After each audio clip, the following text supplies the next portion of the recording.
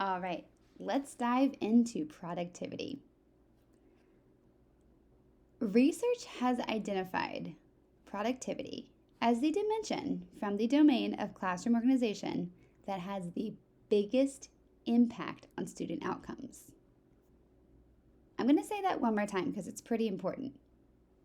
Productivity has the biggest impact on student outcomes. Productivity considers how well the teacher manages instructional time and routines and provides activities for students so that they have the opportunity to be involved. So you want to make sure that students have something to do most of the time. These are what the indicators of productivity look like. First, maximizing learning time. That includes a provision of activities, choice when finished, few disruptions, and effective completion of managerial and tasks and pacing. Of course, yes, you're going to have to do attendance, but is there a way that you can do it that involves the students? Or is there a way that you can have your TA support or another teacher in the classroom do it so it doesn't take away from learning? Routines look like students knowing what to do. So, thinking about productivity and thinking about routines, your kiddos are little, right? But if they know when they come in from the being outside that they can take their jackets off all by themselves, that's going to save you as the teacher from having to take off 22 little jackets. So it might take a little bit longer individually, but giving students these routines and letting them know what's expected of them, this can really help students and increase your productivity in the classroom. This just looks like students knowing what to do. Clear instructions and little wandering around. Of course, your kiddos are little. They're going to be wandering. But making sure that they know where they're wandering to or what they're focused on. Productivity. Transitions are brief with explicit follow through. And ideally, they have learning opportunities within. I know all of you with strong mentor teachers have seen this in the classroom. So quick checks for understanding and then moving on to another activity. These are beautiful transitions. The goal though is for transitions to be 3 minutes or less. Let me say it again. 3 minutes or less. And then preparation. Preparation means that your materials are ready and they're accessible and the teacher knows the lesson.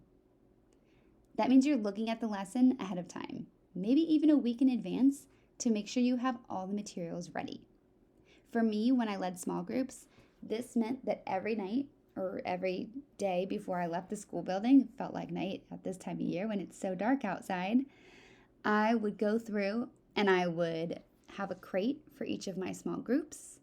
And I would make sure that all the materials, the little bears, the little blocks, the pictures were all put together. It took a little bit extra time to get all set up, probably 10 minutes or so. But that meant the next day when I was doing my small groups, they were seamless and I was ready and the students were ready to learn too. So preparing, it takes a little bit of time on the front end, but it saves you a whole lot of time on the other end, making sure you have everything that you need and it keeps things running smoothly. All right, so the ECR curriculum already has a lot of best practices built in for productivity.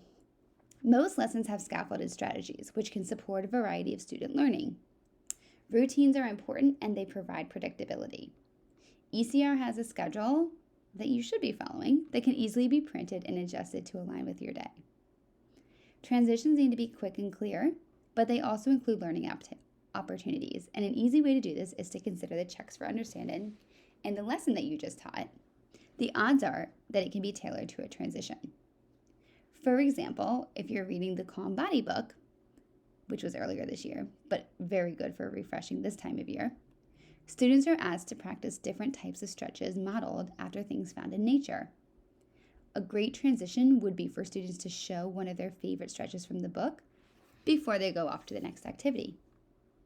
Finally, preparation, we talked about it already, is the key to productivity. Read your lessons ahead of time. I cannot stress how important this is. Read your lessons ahead of time and make sure to gather all the materials that the ECR lists in the lessons that are needed for the lesson that you're teaching. If you have the lessons read ahead of time and you have the materials you need, you will be in a much better position to lead a productive class.